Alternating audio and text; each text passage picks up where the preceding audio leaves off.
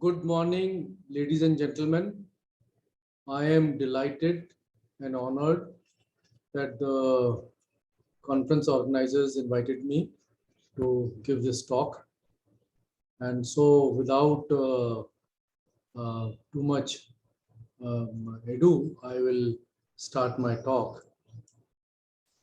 The title of my talk is Renewable Energy for Post-Production Agriculture Challenges and Opportunities. I run a small NGO called Nimkar Agriculture Research Institute. This is in a place called Fulton, which is 100 kilometers southeast of Pune, in a taluka place, Fulton. Whatever we do is in our website, narifulton.org. It's quite extensive, and I will request the participants to look at this website. We work in the areas of agriculture, renewable energy, animal husbandry, and sustainable development. So the existing scenario in this that I'm going to talk about is that India is the second largest producer of fruits and vegetables in the world. We produce 100 million tons per year of fruits and 200 million tons per year of vegetables. China is the largest producer, and it is almost 3 times bigger than our production. Yet only 2.2% of it is processed. And this is a very, very low scenario. Philippines, which is a very small country, processes around 78% of its produce. China, which has the largest production of fruits and vegetables, processes 23%. And US, from where the whole processing industry started, processes around 65% of its produce. Raw produces fetches very low price, and that is why the processing is done. And so, to double the income of farmers, as the leadership of India is all the time saying, we need some more processing to be done locally. Food processing worldwide is approximately $2 trillion per year industry. This is equal to India's total GDP. So it's a huge industry, and some of the biggest names in the industrial scene are into food processing. It uses a huge amount of energy, and in US it consumes 80% of the total energy used in agriculture. When I was a student in University of Florida, it was a very common thing to see that the oranges which are produced in Florida used to be shipped in these refrigerated trucks to California, and Californian carrots used to be shipped in refrigerated trucks to Florida. I always felt that this was a very stupid and a waste of energy and resources. And so the idea is that we should produce locally and use them locally, or else in a very short distance where it can be transported easily and safely with very little energy to the consumer. Modern society, nevertheless, is defined by the amount of processed food we eat. In fact, it will be very interesting for the participants to make a list of all the processed food they eat from morning till the night, till they go to bed, and they will be surprised that the amount of processed food that they are eating is enormous.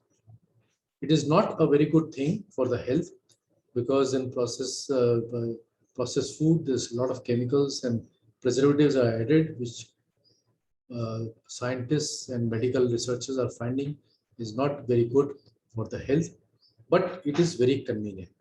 And in fact, processing is there because of convenience. So it will continue, and I don't think it will ever end.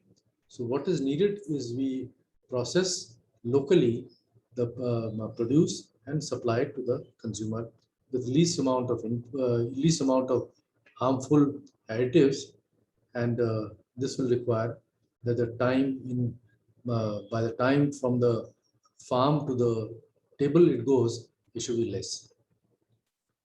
And it also requires that we need renewable energy in processed food because as I said, the processed food requires a huge amount of energy. And so if we can use a locally available renewable energy, that will be very good. So what are the possible solutions? I'm not going to talk about too many solutions.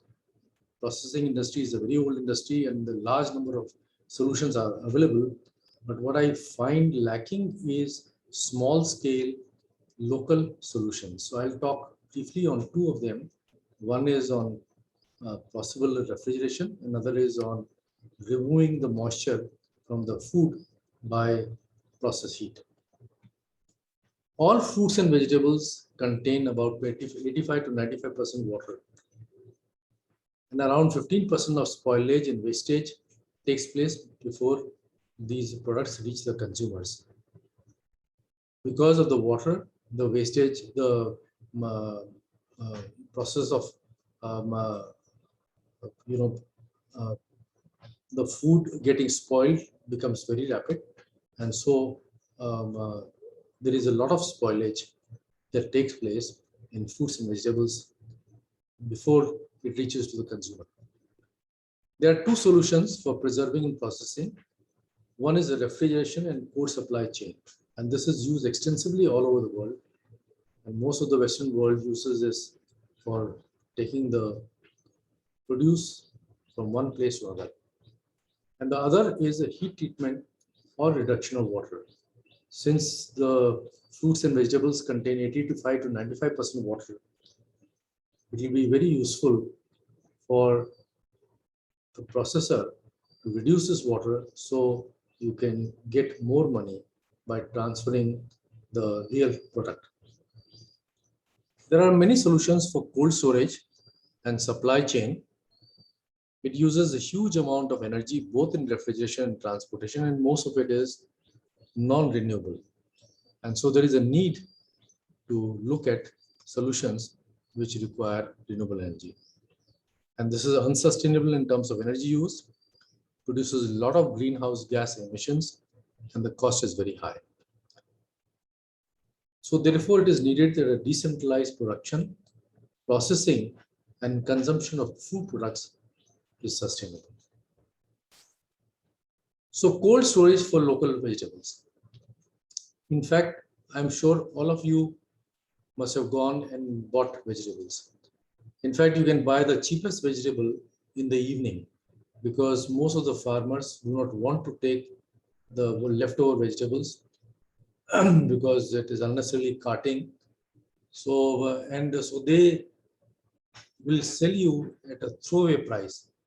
And this reduces the farmers' income drastically, and they are the ones who suffer most. And not only that, what they cannot sell, they dump it in the grounds near where they are selling the vegetables. In fact, if you have seen in the mandis, there's a huge stack of this vegetable produce which farmers throw in the evening. And now a lot of people are taking this vegetable and fruit produce and using it to produce biogas and other things, fertilizers, etc. But I feel that this is a tremendous loss to the farmers, and there should be some way by which they should be able to conserve their food, fruit and vegetables, and should be able to bring it back the next day for selling. And the best way to do is have a small cold storage for preserving vegetables and fruits. In the United States and Western countries, you can rent a small space which is refrigerated, so you can store your stuff and you can take it out, and this is very convenient. And so what I did was in Fulton, I talked with a lot of farmers who bring the vegetables, and I said, if I give you a small space, will you be happy? They were very happy, and they said that they'll be delighted to have some space like that. So the thing is to have a small place where small rooms where this refrigerated system can be put. This refrigerating system can be on solar or could be anything else. I show now a very interesting thing that we have been practicing for the last 35 years, where the roof cooling by evaporative, just by water evaporation, cools the building very nicely. So outside temperatures may be 45 degrees Celsius, but the inside is around 30 degrees Celsius. By this roof cooling, where you have a gunny sacks, you spray water once or twice a day, and the water evaporates and cools the roof. The reason why I'm telling you is that this space where we will provide them with the refrigeration will be a building, and if we can cool the building very nicely passively by this system, then the refrigerant load can reduce drastically, and then we can utilize the solar energy. There are small solar refrigerated systems are available now running on PV, but I feel that the more important is to do R&D in um, uh, in the absorption units, because absorption systems utilize heat and they are using it for refrigeration, which is another form of heat. So from the source to the end, we have a least number of steps, and thermodynamically, it's much more efficient than using solar PV, where you produce electricity first and then convert again into to the regular refrigeration system into cooling. A solar powered cold storage with ice production. So ice then becomes the medium of storage, and it slowly it melts and releases or absorbs the heat from the unit, and this can make it very nice for the whole year round to work, and should be set up in all sabzi mandis. And I think this is a possible answer. Roof cooling with solar PV storage is a possible answer. And the sad part is that there are very few cold storage in India, almost 7,000, which are mostly concentrated in few locations in the country. For a huge size of India, 7,000 cold storages are nothing. We need to have these small cold storages, very large numbers in all the mandis all over the country. There's a tremendous amount of R&D needed in absorption refrigeration. It uses less electricity, so can work on solar and biomass heat combination.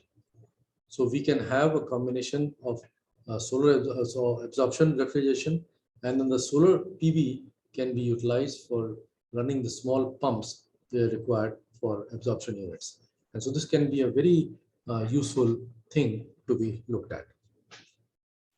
Need to produce, and also there is a need to produce leafy and other vegetables locally. And I think the modern process of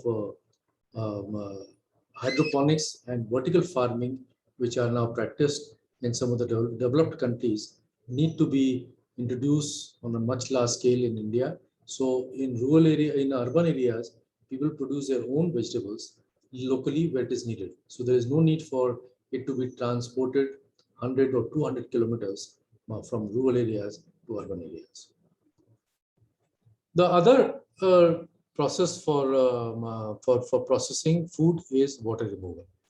I show here a very nice furnace that we have developed. It's an automated biomass furnace, 300 to 500 kilowatt thermal capacity, which is being used for producing syrup from sweet sorghum. We have pioneered the use of sweet sorghum syrup making, and this is an excellent table syrup and is used also in the nutraceutical industry. The reason why I'm telling you is that when you grow sweet sorghum, what a farmer gets by just selling the sweet sorghum crop for fodder is, say, X. By converting it into syrup through the evaporation of water, the farmer gets almost 3 to 4x. So this is what I say is that in order to double the income or triple the income of the farmer, a small amount of processing is necessary in the rural areas in the decentralized manner. And then this processed food can go to a centralized facility where it can be then be a good quality control can be maintained and sold, packaged, etc. So conversion of sweet sorghum juice from 16 to 20 bricks to syrup of 70 to 75 bricks is done in this furnace and in this process. Doubling the income of farmer by syrup production. And I feel that the similar scenario is possible for other products like jelly, jams, ketchup, etc. In fact, use of these small biomass furnace can be a great boon for so many things in rural areas. And we are very proud that we think that we have a very good furnace that we've designed. Such furnaces were not available in India. And I think that this is something which can um, go a long way in providing initial processing in rural areas. So there's a need for decentralized crude processing units. The final product with quality control can be centralized. And the use of renewable biomass in small automated furnace. This is a 300 to 500 kilowatt thermal capacity. Will be a boon. And it also uses multi-fuel. And it is also useful for so many things. For example, we make jaggery on this. We produce syrup. It can be used for producing ketchup, anything where heat is required. This is a very good furnace which works on different biomass for heating it. And I feel that R&D is also needed in solar dryers for rainy season. There are a lot of solar dryers available for drying the crops. In fact, farmers dry the crops by using solar energy. They spread it out. But what is required is good solar dryers for rainy season, so that when there is no sun or very little sun, that we have good storage device by which the hot air is continuously fed into the drying system 24/7. And there is still a great need to do R&D in this. And I thank you very much for giving me this opportunity. These are the useful sites. The first one is our institute site. The second one is on our syrup production, and people who want to do something like that, they can look at it. And the third one is a book on all our work on renewable energy. So I request that all of you can look at this and see what we do. Thank you very much again for your kind attention.